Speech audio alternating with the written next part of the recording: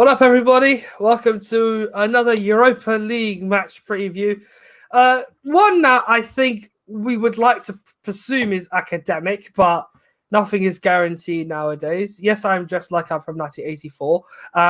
And today it's very dark outside, but couldn't give a damn. I'm fasting. I'm tired. Let's just get through this. It's me with Alexi today. And we're going to try our best to cover as much as we can. Not going to be a long preview because really there isn't much to talk about on the Man United front. The only real news from today is that they got fined £7,000 for 5 yellow cards last week. That's all the news we can get. We'll talk about that. We'll talk about Granada a bit more. We'll also cover the our feelings on the Europa League as well shortly. Well, yeah, Alexi, you were about to say something about me telling you that we've just had to pay €7,000 to UEFA for 5 yellow cards last week. What, in the game where the referee just books everyone for no reason? Yep. Yeah, I mean, that doesn't sound dodgy at all, does it? No. Strange, isn't it? Are you joking? I'm not joking. This was made official. I think when they recently announced the decision with Andre Crudela and Glenn Kamara, they're on the side, because it's like a little dossier they send out to the media every once in a while, and then some media companies make it public there afterwards. It said, we're fined this much for this many yellow cards. I think, so my knowledge, in UEFA competition, you can have a minimum number of yellow cards before you start getting fined. And what they considered in the referee's match report, which gets sent back to Switzerland, is how improper United's conduct was. Now, I don't think United were improper in any way last week. I feel like they were hard, like you say, hard done by. Well, the referee's decision to, on a whim, get, flip out the yellow cards a lot. I'll touch on that in a minute. United Speaks. Robbie's in the chat. He's under his alias. I'm not going to just divulge too much. But to be honest, harsh on Man United. Harsh on that. It's a joke. It is a joke. It is a joke. In fact, I can't believe it.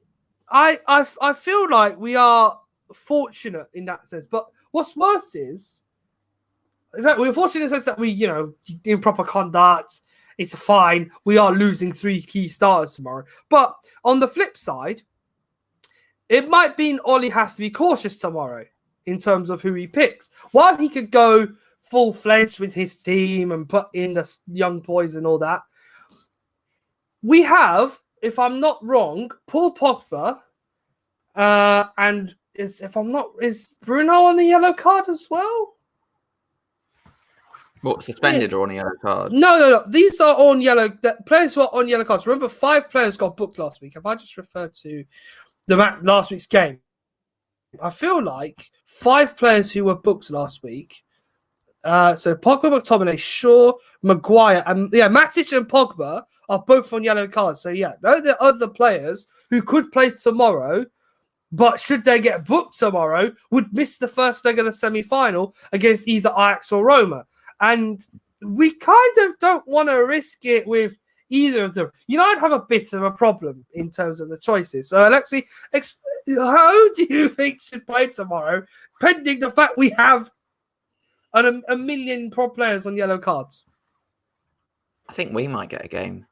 It's odds. Although I'm not as quick as I was when I was 16, mate, so I'm useless now. I know. Do you know what? I had to run I went to the pub yesterday with my friend and had to run to get a train.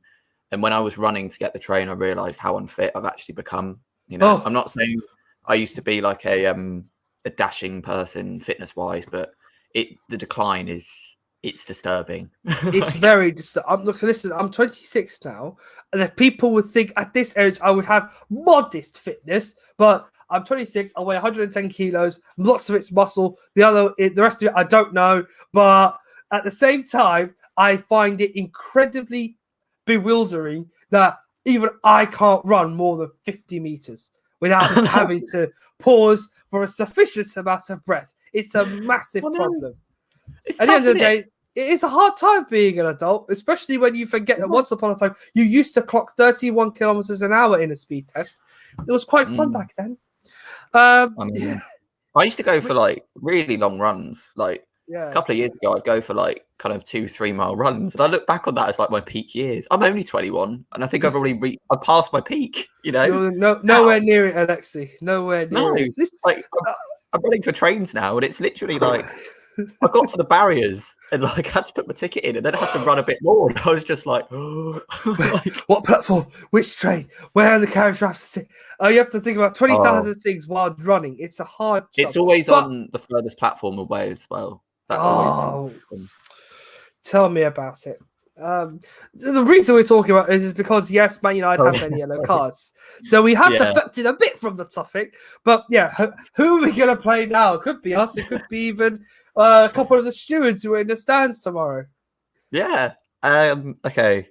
So am I right in saying Luke Shaw is suspended? Yep. Harry Maguire is suspended? Yep. Scott McTominay is suspended? Yep. Is there any more? That's it. Okay. So, my God, who's going to play at centre back? Yeah, we have only one. Is Lindelof out, or is Lindelof Lindelof's all right? in. No, Lindelof's fine. Okay. He plays. So we can go. Okay, no, this is all right. So we can go David De Gea in goal because he's the Europa League guy now. De facto, yes. Wan-Bissaka, because when has Wan-Bissaka ever not played? And then Lindelof and Tuanzebe. Is he fit? Well, he doesn't play a lot, but it's likely to be another opportunity for him. Eric Bailly's not eligible to play for United. He's fit, but not eligible. So, yeah. Not because he's on loan or anything. COVID-19, that's why. So, in that case, then, it will be Lindelof and Tuanzebe, which, to be fair, I'm quite keen to see Axel. And then I guess, then we can have Tellez at left back. It's quite, the reason I think this is quite good, in a way, is it's actually forced Ollie to rotate because Maguire wasn't getting a rest if he wasn't suspended, you know, and probably, you know, I think it's important when we're getting towards the end of the season now, especially when these players are going to be going and playing in an international tournament, that they're getting the rest. And then I guess, I mean, midfield-wise, sorry, loud noise outside, I don't know what that was. Midfield-wise, I think someone. I see? No, okay. I think someone's like moving out or something, so I can just hear really loud bangs. Okay. Sorry. Midfield, you can go Matic. You can go Fred, and you can go no. You're not doing that. You're going Matic. You're going Pogba. You're going Bruno Fernandes, which is a very good midfield. And then up front, we're laughing because we can have Greenwood, Cavani, and James. Because, I mean, like, can we please give Rashford a break? Like, I feel tired watching him, and it makes me feel injured watching him. You know, because the guy has just been running to the ground. Yeah, give him some time off. You know. I can't disagree with that. Poor guy needs any opportunity not to play a football match. I mean, he'll still appear on the bench because you can have an absolute, you can have a mountain of players on the bench in the Europa League. So there's something. But yeah, I won't be surprised if Ollie decides if United are okay, to toss a debut on. But we have to also remember it is only 2-0. And while it is not bad to have 2 away goals, unfortunately, it's not as commanding as it was when we played Sociedad. So the problem we have is we can't play too many fringe players, but also we need the team to be just strong enough to allow United to be able to, kind of play as well as they can, while obviously having 3 players forced out.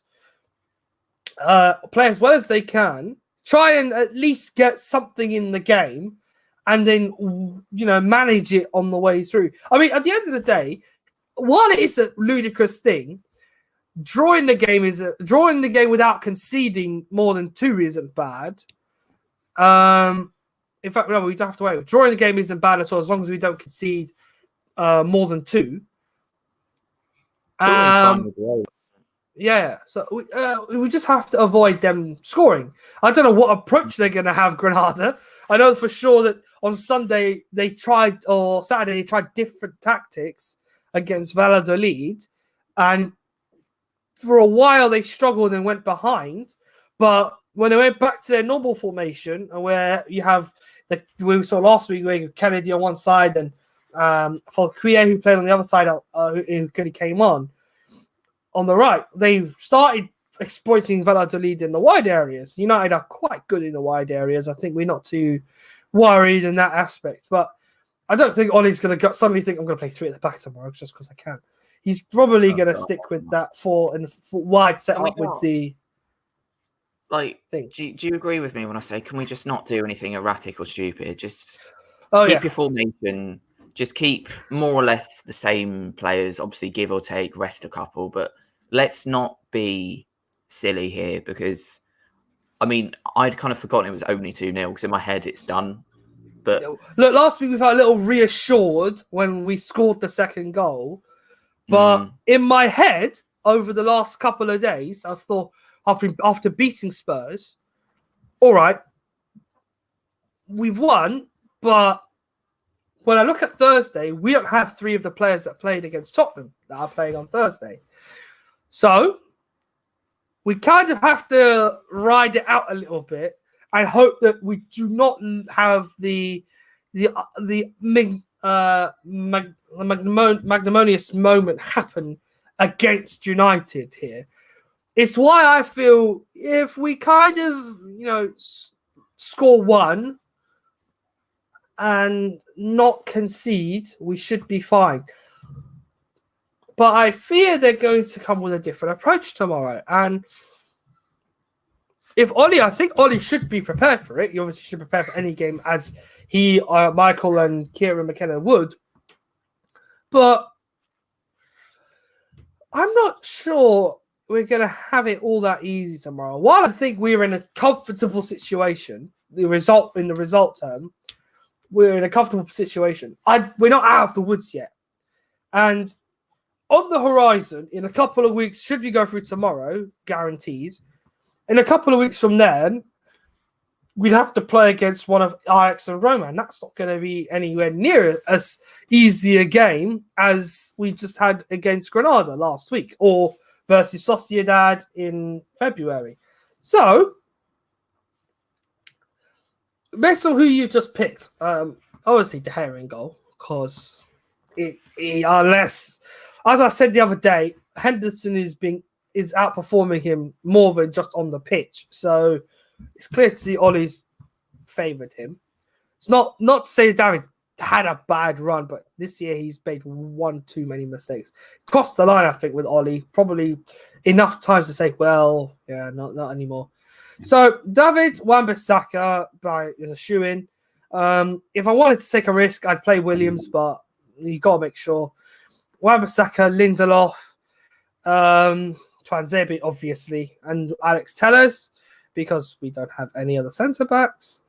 Otherwise, we play Matic there tomorrow. If one of them gets hurt, we don't need that. Speaking of Matic, as usual, he goes in the hole. Pogba's alongside him. Do not play Fred. I want him to play against Burnley. I need him to play as we did against Tottenham again against Burnley. What else do I want? I would like Greenwood to be up front tomorrow. Oh, Ahmad's fasting. Can he play? I think he should be okay tomorrow because it's 8 o'clock kickoff. Yeah, Ahmad should play. I want Ahmad to play tomorrow. So obviously because he's Muslim, he's fasting as well. I'd like him to play tomorrow, but I don't know if he's going to be like. He should be fit enough. Whether Ollie wants to put him on the pitch or not, I don't know.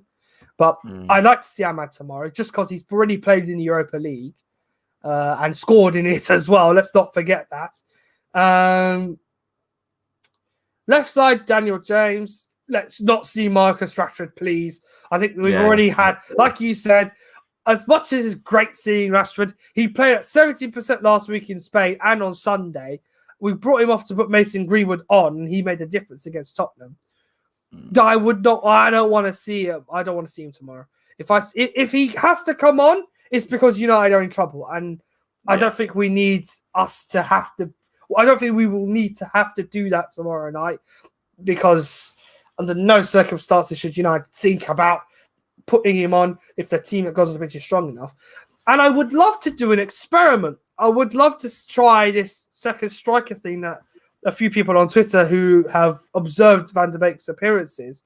I'd like him to do that tomorrow, but that's if Cavani starts instead of Greenwood. If Greenwood starts, then we will probably stick with Fernandes. But if we don't, I would love to see Greenwood on the right, James on the left, Van der Beek in the hole, and then Cavani up front, just to see what happens, because those two have absolutely ridiculous movement skills, and they completely bamboozle defenders. Plus, continental talent at Old Trafford, time after time, does pretty well. And I think if you give him the chance, if Van der Beek gets the chance, and he's having played in the Europa League before, and in fact he played against us in the final in 2017, given the chance, I think if you let them have a go in the hole, you'll see a lot of great opportunities for United tomorrow, with Pogba playing balls into Van der Beek, Greenwood out wide, working ways to draw defenders out of the compact position. I'd love, as we all know, for Cavani to do what he did against Tottenham on Sunday. As soon as the ball is in the box, just get in there, get your head on it, get your foot on it, whatever part of the body it takes to get a goal in, just do it. And encourage Van der Beek to also just dive into the box, move in there. Not literally dive, of course, but just get in there. Do what you did best with Ajax, receiving the ball in the hole, in the half space sometimes, and then sweeping into the box to finish it off. I loved it for him, because he's had a hard time, but he could finish this. If he finishes this season strongly, I think we have something to look forward to with him next season. Because look at Fred, or Fred's an example, or Bernardo at Manchester City, or Rodri at Manchester City, or like Laporte. Basically most of Manchester City's players. Robertson at Liverpool, even Fabinho at Liverpool, Firmino when he first came in. People don't realise that sometimes players do actually take a year to settle in. Like, it just happens. Ferguson as well. I remember when we signed Van Persie. Van Persie's first game, he came off the bench. He didn't throw him in straight away. Same with like Berbatov and other players like that. There's always a way of easing players in, and every manager does it. Jose Mourinho does it. I remember he did it with Mkhitaryan when he was at Manchester United. He eased him in very, very slowly. Jurgen Klopp does it. Pep Guardiola does it. And I think there's no shame in Van der Beek. Shouldn't feel that it's a comment on his abilities, because it's not. It's just he's got to get used to how we play, because what people don't understand with Van der Beek sometimes, he comes from Ajax. Mm-hmm. Okay, Ajax academy graduates from the age of like 5 are really, really programmed to play a certain way. Okay. Yeah. So it's very difficult to expect him to play that way for 23 years of his life. Okay, he probably wasn't playing when he was 0, but most of his life, and then just to come to Manchester United in the Premier League straight away and go, all right, so all that stuff you've done for the last 20 years, yeah, you're not doing that anymore. You're doing something slightly different. That's why he needs time to ease in and ease into the league. And obviously it doesn't help that for him that Bruno's in front, because it makes it hard. But I think you're right in saying we should explore a role for him in the top side, because he's a really great player. And we saw on Sunday, in fact, one of my conclusions from Sunday was movement won us the game. It really did. Cavani's movement in that game was incredible. And people think this is a bit of a weird comment, but I think Dean Henderson's movement was really good, in the sense he just kept coming, sweeping and clearing the ball, but making a pass out of it. He completed 3 sweeper clearances, which is, I think, more than any other keeper this season. Yeah. So we saw the importance of just intelligence off the ball. And Van der Beek does that really well. Cavani does that really well. And sometimes that's how you get through a team, like against Leicester, and even Brighton as well. Against Leicester, a cross came in. All Van der Beek did was just jump over it. That resulted in the goal. because it deceived the defender. And against Brighton, he'd been on for 2 minutes, and exactly the same thing happened. He's very good at deceiving defenders. And people go, oh, because he's not scored or assisted, it must mean he's rubbish. He's not. He's just a different type of player, And it's a player we're very, very, very, very, very lucky to have. And I look forward to when he does eventually start getting consistent games and thriving. I know. So that's why I've been so patient with him. I feel like not a lot of fans understand the burdens of moving from Holland to England to a different environment in football terms and also in your personal life. If I'm not mistaken, he still lives in a flat nowadays. He hasn't got a house yet. But that's understandable. You're still adapted to where you live. And he hasn't had many chances to do that recently. I love the pictures of him and his girlfriend in the forest during a period when he was injured. I think it was, or when he was not fit for a little while. And it was just a sign of him enjoying, where he is right now. And I'd love more of that for him. Not just that, but off the pitch, but also on it. It's something that we as fans have kind of gotten used to. He brings a bit of character to the team. And Ollie's bringing in characters now to a club that may have one or two already in Rashford, in Pogba, in Fernandes, in Maguire. Even in some cases, you could say the same for Henderson as well. 5 players who Henderson's been at the club, of course, but all of these guys who have let's say, not a persona, but a character addition to them. And now Van der Beek's coming to become another one of those. He's bringing in excitement sometimes, not just on his facial expressions, but also on the pitch. He brings a level of excitement and hope as well, because we've all seen what he's done for Ajax. And I can't stress enough. When I've seen him play with my own 2 eyes, in the colours of Ajax, he plays incredibly well. And he shows oozing confidence on the ball, distributes it brilliantly, scores goals from absolutely anywhere. He gets into the box so much you can't even count. You won't have enough limbs on yourself to count. So it has to be. You know what? Do you know what as well? Sorry, just to jump in there. Kind of links to the point you were just saying earlier about you saying about him enjoying his surroundings. People kind of think that just because they're footballers and they're living in Manchester, they live a really great life, but it depends what they do. So Juan Mata, for example, has this really nice flat in Deansgate, which is quite near to me actually, and he did that to replace the city centre so he could have a cultured life. Pep Guardiola does the same. I believe Bruno Fernandes does the same. I know Riyad Mahrez does. Mason Greenwood has a flat in the centre of town. But if you're not living in the centre of town, right, in Deansgate, where everything's buzzing, everything's going on, sometimes players can move here on their own, like Cavani has, and they might be living like on an outskirt of Manchester in quite an obscure area with not like very nice area aesthetically, but not a great deal around it in terms of people or things to do. So it can make them feel very, very isolated, this kind of thing. And that's why I think people underestimate the importance of off the pitch happiness. We saw it with Jose Mourinho, when he was at Manchester United. He, rather than, because Guardiola got this like lovely flat, he just rented a luxury flat or whatever in Deansgate.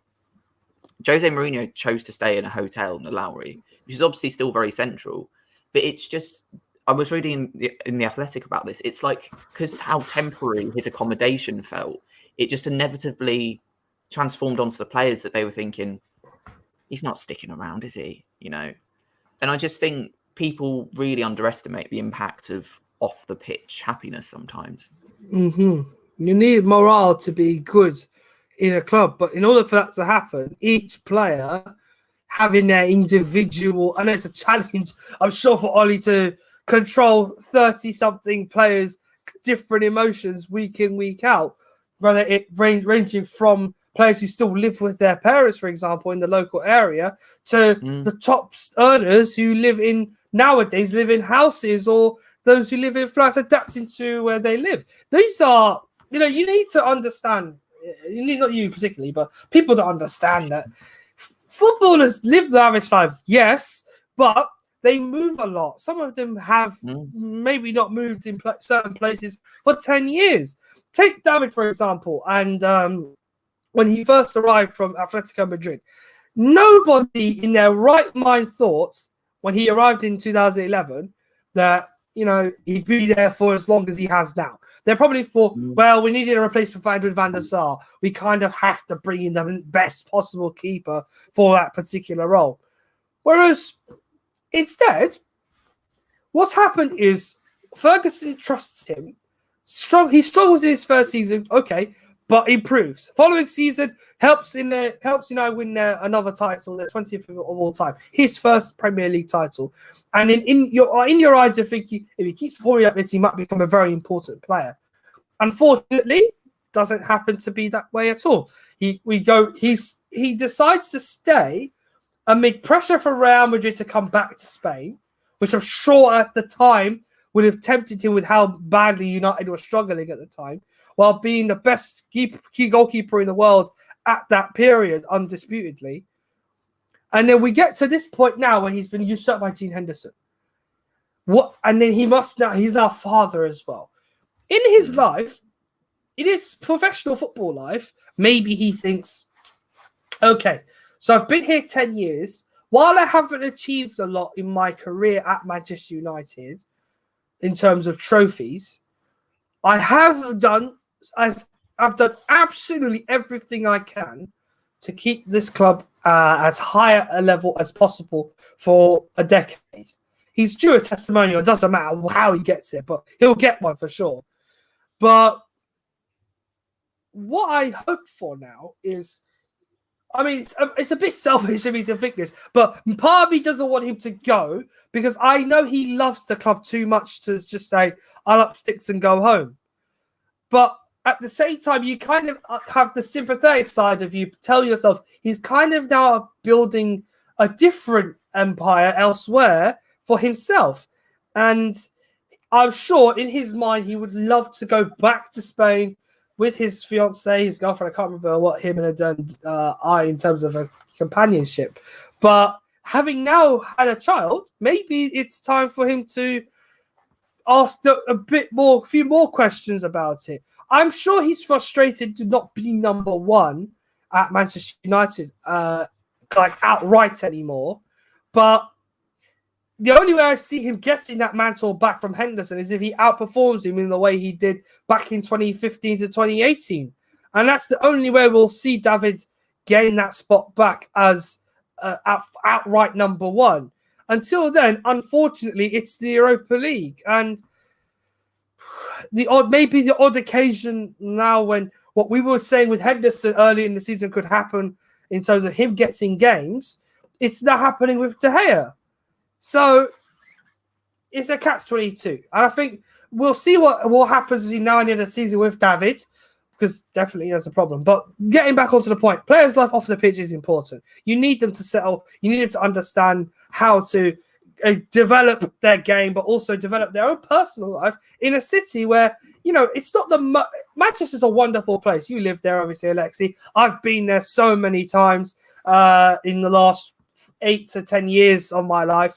And I can't tell you how wonderful it can be, especially if you are a Man United fan. People will come there and see it as, it's a bit muggy and it doesn't look too good. And there's a few, grey areas about it. But, there's splendor in darkness in some places. And Manchester is a place of splendor. You can, if you treat it as such. So players will come. Oh yeah. It's beautiful. I love it. I don't live too far away, and when times are normal, if you just go to a bar or something there, I don't know if you've been there, Deansgate Lock, so it's got all the pubs and the clubs. Yeah. It's the canal route, isn't it, up towards Old Trafford? I like to walk down there sometimes when I go to games. It's really, and it's a beautiful environment, and same with Northern Quarter and stuff as well. There's very, very nice bars and stuff, and the good thing about Manchester for players, so I was watching this thing with Juan Mata, that he's just such a cultured man. Obviously, he likes his coffee shops, he likes his record shops, he likes his art galleries.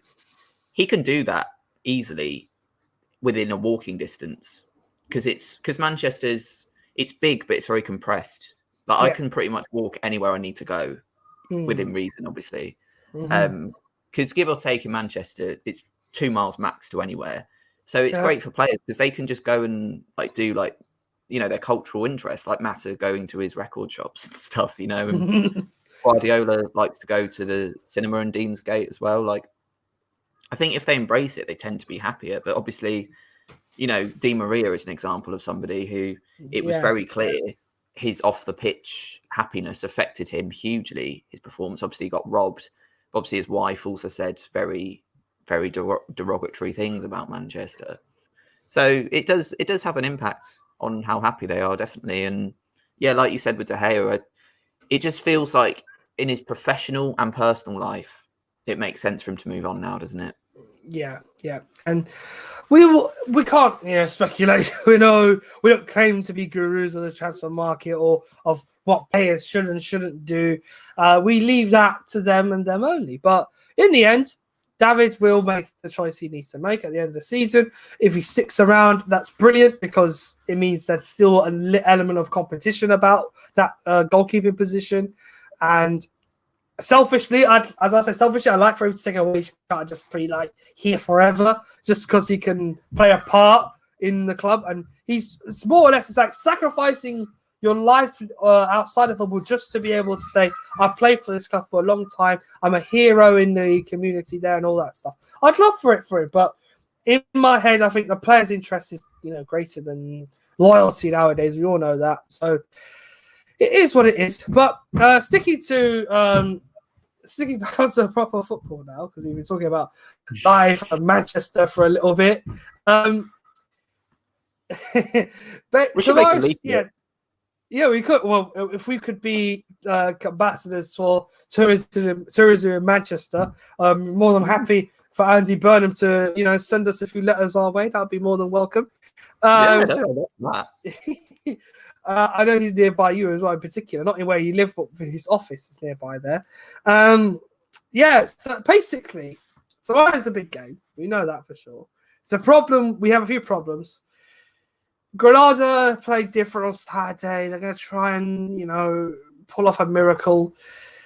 Well, we shouldn't underestimate them, of course, because last week we saw, despite not doing too well at home, they have gone to the Sao Paulo this season and won in Italy, and they managed to go to Eindhoven and get a result. Those are two big European havens in football. While they haven't played too much for middle opposition up to when they met us, I still worry a little bit, Alexi, with this, this team. They can be a little.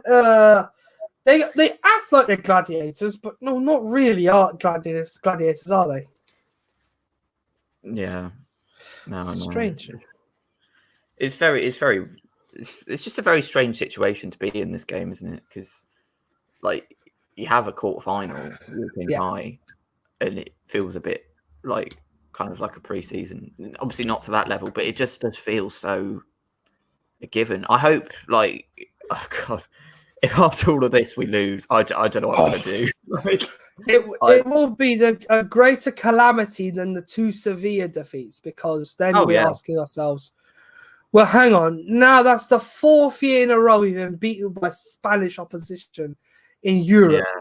And it's like, basically it's Manchester United's greatest hurdle, Spanish opposition in the latter stages of European competition. It's incredible. We've always struggled. Like, obviously, Real Madrid knocked us out a couple of years ago. Barcelona beat us all the time. Even teams like Villarreal, we always drew 0-0 against Valencia. We always tended to draw with. Struggle. Yeah. We've got one win at the Mestalla, but that's it, really. Yeah, it's never easy. I mean, obviously, we did beat Celta Vigo a few years ago, but that was very tight. And that shouldn't have been as tight as it was, really, when you look at the golfing difference between the two sides, quality-wise. It's just, you're right. We just always struggle against Spanish teams. I don't know why that is, but we just do. But this just can't be a struggle. Like, I'm sorry, it just can't. Like, there's no excuse for us not to go through the round. Like, I'm an optimist. I'm obviously a massive optimist, but I mean, there's just no excuse at all for not progressing now. I mean, if we, obviously, I think we will, but if we weren't to, I mean, I'll just go and cry for a bit, I think. Massive questions will be asked. I mean, I bring it up because obviously Sevilla, Barca, Sevilla. That's the last 3 eliminations we've had in Europe. And this year we have beaten Sociedad. Okay, good. They're a good team. To usurp them the way we did in Italy would have, was great. But maybe if they were at home on that occasion, would have been a different game altogether. We've been to Spain since, and yes, we won. But this Granada side have pulled up trees this season. I am a bit worried. And you can't entitle yourself to be, but think about it. Tonight, Manchester City and Liverpool have different contrasts in their games. City are in Germany. I think they're both in massive trouble tonight. Both. Yeah. I can really see City going out, and obviously Liverpool. In fact, let's just talk about those because we've spoken about United a lot. Let's kind of treat this as a nonchalant football chat now. We'll speak up tonight. City heading into tonight 2-1 up against Dortmund, and Liverpool are 3-1 down at home against Real Madrid.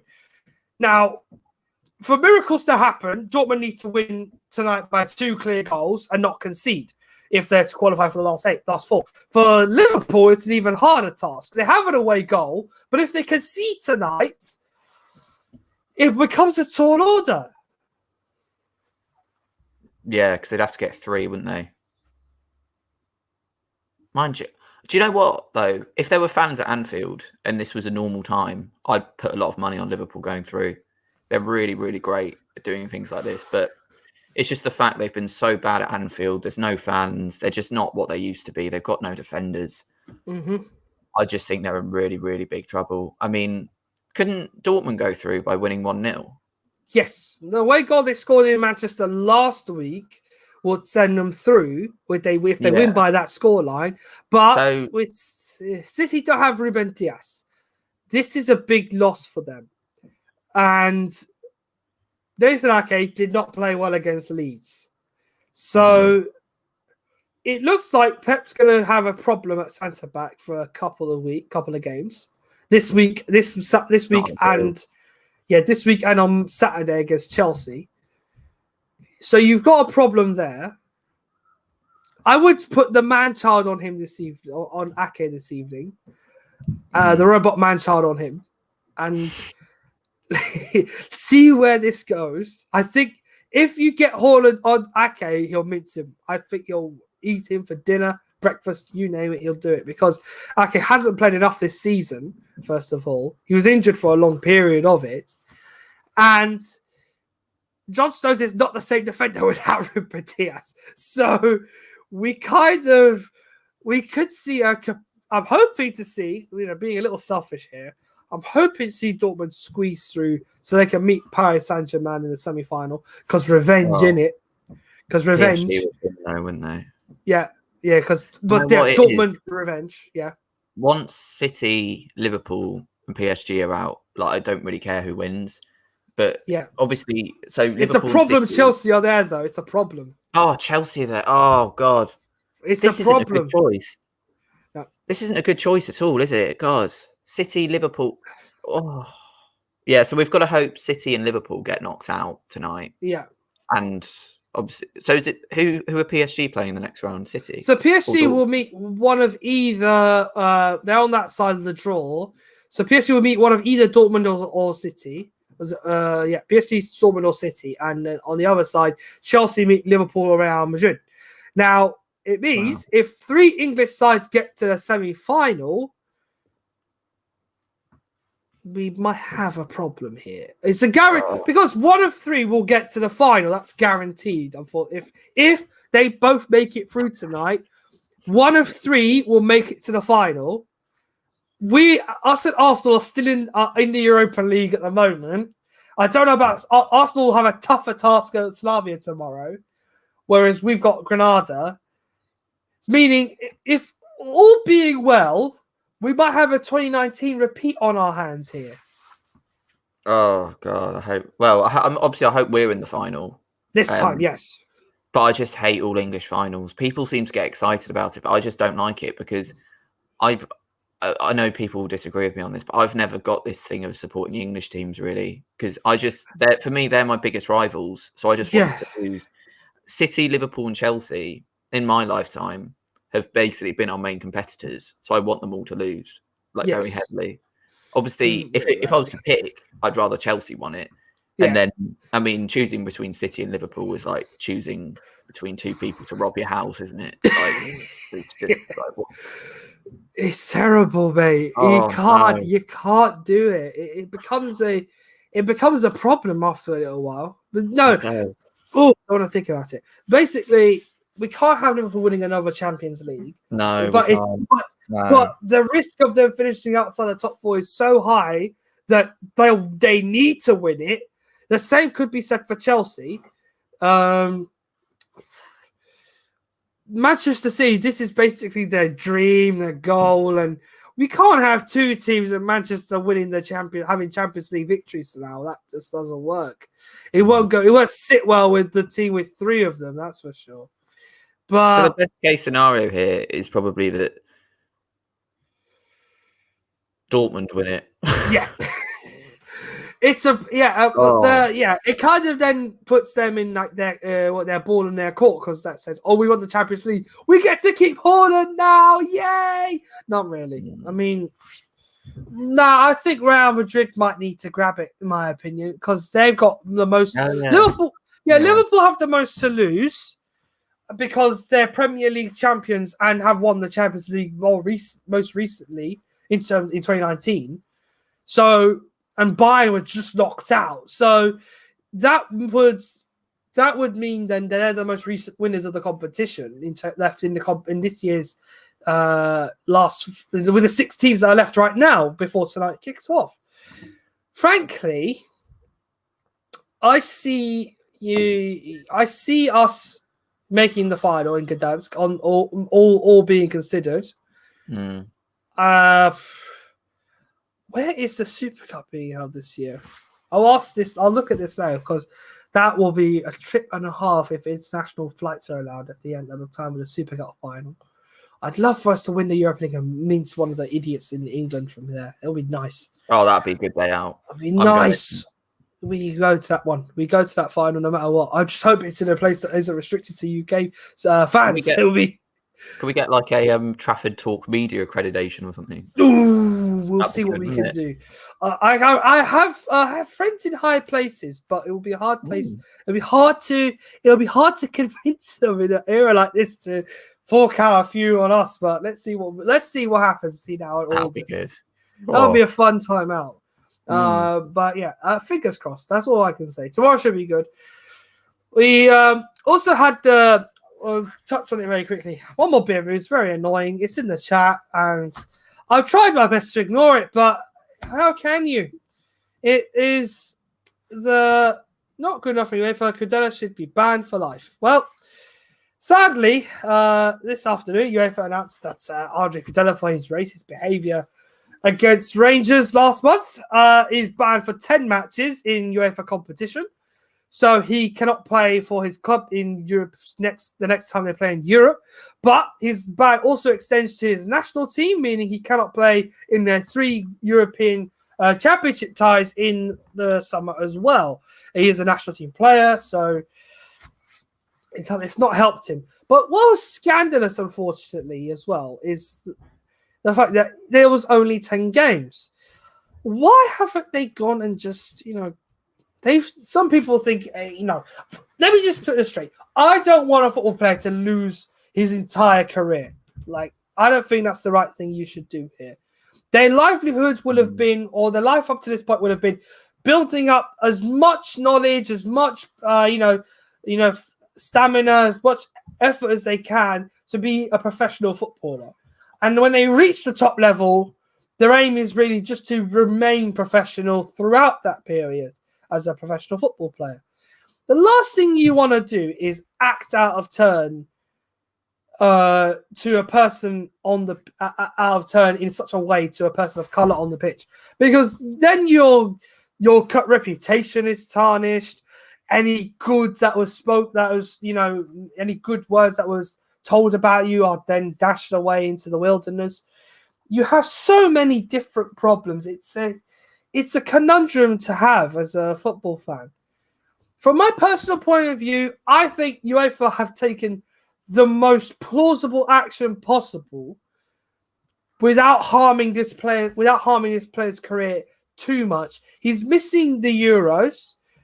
Slavia, if they make it through tomorrow night and get to the final, he misses the semi and the final. He can't collect a medal, right? The Czech Republic at the Euros, it's a European Championship. You represent your country. That there is, for some players, a huge opportunity, and for him, he's going to miss that out. He also misses any games they play next season in Europe, in the group stages of the Europa League or the Champions League, or even for the Nations League or the qualifiers once they restart for World Cup 2022. So for me, he's missing enough games of football in continental terms to be able to say, okay, I've been punished a bit. The sad bit is his national federation haven't done anything about it, and I think that's something that really...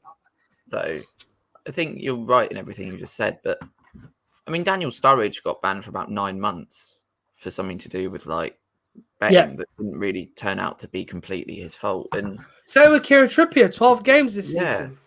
Surely my issue with UEFA and FA's handling of racism is they treat racism the same way they treat a bad tackle, or they treat it the same way they treat I don't know, if you like bite someone or something like that. Obviously, biting is not good.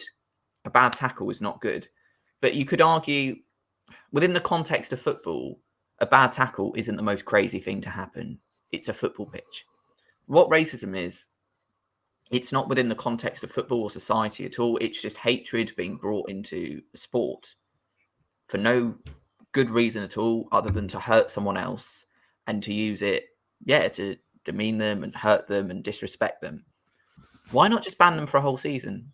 If you're banning Trippier for betting for that long, or just sending the odd WhatsApp message, or being in a WhatsApp group, or whatever it was that happened with him, why aren't you just saying, hang on, let's just say to players who are racist, you're banned from football for 12 months. Why not? Yeah. That's consequence. They need to know that they have to change, even if they are ignorant and bigoted and racist, because there's actually a proper punishment at the end. I think 10 games. Okay, it's a lot of games, but you go like, come on, really? You can do better than that.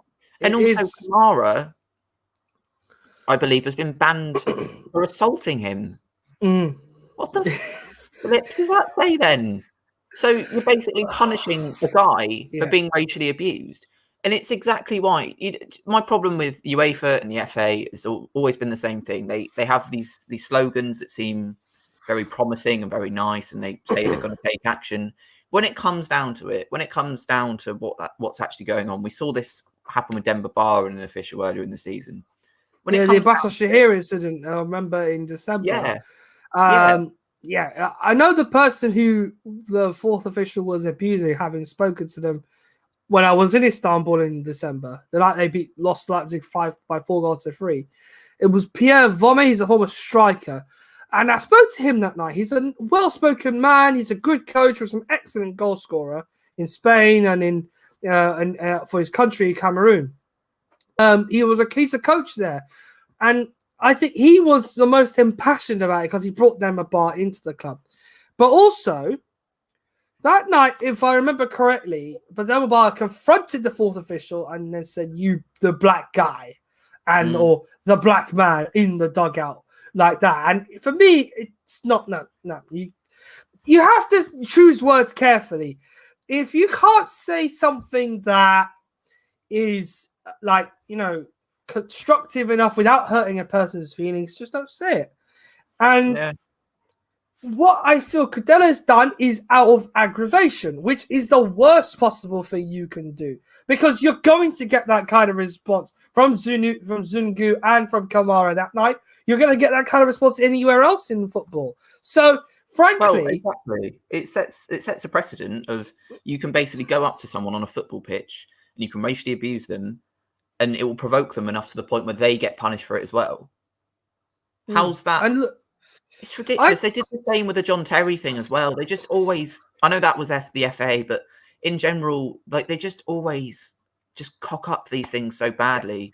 And it just must leave players, like black players, feeling so vulnerable to the abuse that may come their way, because the authorities who are meant to do something do F all, basically. Like, it's like you said, it sets a precedent. And I think, with the Anton Ferdinand incident, with the Ferdinand incident, with all the ones that happened recently, with Kamara, with the Pierre Vome, with various other moments last 12 to 18 months. Too many I can't even count, unfortunately. In fact, even a game that I was at last season, where a player in the Premier League was racially abused during a match. Because I don't want to divulge where I work, I can't say where. But the place I worked at had on that day was a game, a big match, two huge teams. One player was racially abused that day for monkey chants from the stands. It wasn't on. I saw stewards in the area eject him, and a few others that were next to him, who were pals, and they've been temporarily, I think they were temporarily banned by Tottenham for life. I think they're appealing this, but I don't think they're going to get anywhere near what they want. Frankly, though, yeah, it's just a precedent. I think you've got too many problems now, which you can't fix. And professional footballers, I think, already are sat down and told what they should not, shouldn't do here in the UK. The last thing, though, you need is, countries that are a little out of touch with reality nowadays. For example, like in Eastern Europe. And I tell the story of a time when I went to Bulgaria. I think I said this when we did a show based on, the racist abuse players receive on social media and stuff like that. I told you a story about the Bulgaria time. I went to Bulgaria in the Sofia game in November. And that time, I asked locals that day, because obviously it was in the same stadium where England players were racially abused in 2019. And it was that night when it was 6-0, yes, but it wasn't it was an eerie feeling being there, being the person that I am, because you're in a place where you've just seen people who you support, like Rashford, like those who don't play for Man United, Tyrone Mings, Raheem Sterling, who all played that evening, all getting this foul and torrid abuse. And it led to, obviously, process 3 times the match stopping, the captain having to go over to speak to locals to stop them from doing what they were doing. And in the end, when I spoke to locals that day, and I said this in the show already, that they expressed to me that they had great shame in what had happened that night. That naturally, this is not what Bulgaria stands for. And while we have people that do, out of turn, decide to act like this because they don't know what the true meaning of the Western world is, or how the world in the Western world is reflected nowadays, they kind of see themselves as not up to date. And for me, that is where I think, as we've said previously on many occasions, I think, in fact, if not on this platform, but also in normal conversation, education is important, and fans have to learn the hard way, if needs must, that what you say will have consequences. You must choose your words carefully. Okay, one day, maybe if one of your players is sent off, and say the guy who is sent off is a person of color, how's about this? Just criticize about football and say things about football, not their color, not their race or their heritage, or even their religion, just specifically about football. It's what you go to do. It's what you go to watch, or even is what you invest your time in on a weekend basis.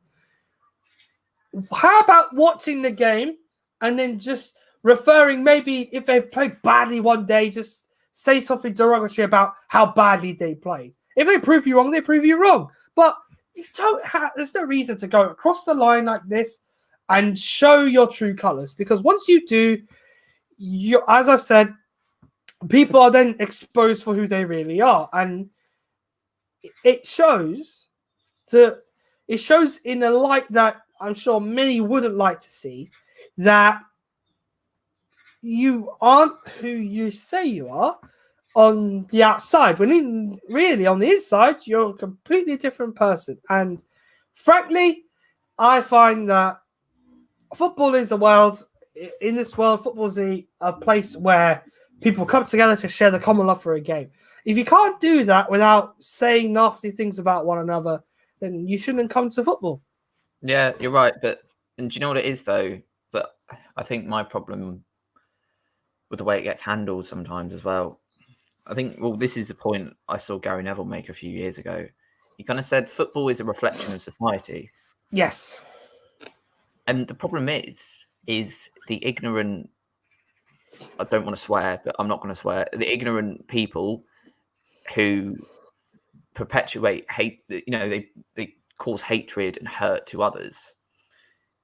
They tend to be following an example set by someone they look up to. And by that, I mean, you can look at FA, UEFA, but you can look a bit broader than this.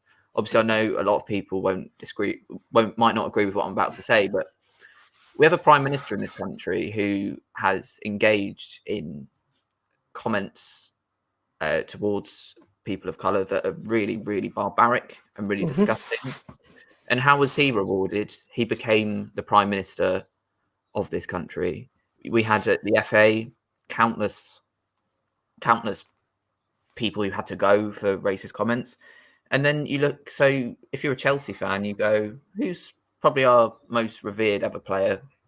John Terry. John Terry kept the Chelsea captaincy after he racially abused Anton Ferdinand. So these people still have examples in society that make them think they're right, and the lack of punishment, of course, but then, yeah, the Boris Johnsons of this world, or the John Terrys, or the Nigel Farages, all these people that they look up to they're established figures in high places that are racist, which means they kind of think, oh, maybe we can do it if the Prime Minister's doing it, or if the guy at the FA is doing it, or if John Terry's doing it. And it's about setting an example from the top to the bottom of society about how to change this. You just get rid of racism at the top of everything, and then you can start trying to work towards the causes. Because while you have people who have been racist or do have racist views in high positions, I don't see how much is going to change, to be honest, because these people will still follow them like a cult. We've seen that with people like Nigel Farage, Boris Johnson, obviously in America, Donald Trump. These people follow them like a cult because it validates their views. I'm not saying all the people who follow these people are racist. That's not what I'm saying, but I think a section of them are, and that's undoubtedly true. And it validates their views. And this is just going to keep happening until there's a restructure in society where you go, hang on, maybe we shouldn't have racists running the country. Maybe there should be consequences for someone like John Terry, in spite of how he seemed to be the nation's sweetheart for some reason. You know, maybe Cordella should be banned for a lot longer and have more severe punishment. Because ultimately, until you set the things in place, racist people are just going to continue to be racist, and it's just crap, isn't it, really? Yes, it is. But at the end of the day, the world we live in is really just based off who runs it. And yeah, frankly, you're only as bad as them. So if you can't adapt your way of living to the people that live around you, or are trying to enjoy the planet for what it's worth, you shouldn't live here. So really, that's what I would like to end it on. I would love to go further and deeper into this, but having already, as I said previously, spoken about it, there is a podcast we've done about this topic way back earlier this year when Alex Van Zaber received racial abuse on Instagram. Unfortunately, it's still going on now. And we've all already expressed what we should do in terms of that. But Yeah. That's really, I can't add too much more to it. It's the best we can. The best we can hope for is just the world gets better, and that's it. So, fingers crossed. But more than just that, but that on a lighter note, that United do make it through against Granada tomorrow night, and not make a calamity of it like they did against Sevilla 3 years ago, and last season. We'll be back tomorrow to do the review. We have a new guest coming on for the show as well, so I'm excited. I'm hoping to welcome them on. I'm hopeful that they are. And they'll embrace this event as much as we can, because it's special for me. I think this is a huge person we bring in. As always, Alexi, you'll be there, and everyone else. As I've said, the link to the show, to tomorrow night's review, is in the description of the show already. So it will be there. It'll be in the YouTube chat. It'll be on our Twitter. Anyone is welcome. You can all jump in and give us your thoughts from wherever you are in the world. You get 10 minutes at a time, and I will post questions to you about United and how they play tomorrow evening. And obviously, the winners of that game will meet. Winners of our game will play against Ajax and Roma in the semi-final. And boy, I have a plan to get someone with a good following in Holland on, but we'll see if we can do it first. But in the meantime, Alexi, thank you. I appreciate you coming on for this hour. Football with me and Alexi is all about more than just talking about what's on the pitch. It's about everything around it. And obviously, we wish bad luck on Man City and Liverpool this evening. Not really. Good. Let's just, to be magnanimous, good luck to them. They'll need as much as they can get, because I wouldn't mind playing a European final with those two. It'll be nice. But yeah, enough from me and Alexi. We'll speak to you tomorrow. Everyone, take care. Stay safe out there. And until the sun shines tomorrow evening, and hopefully with a positive outlook against Granada, and I don't even have the big score to win up, we'll see you tomorrow night. Till then, adios.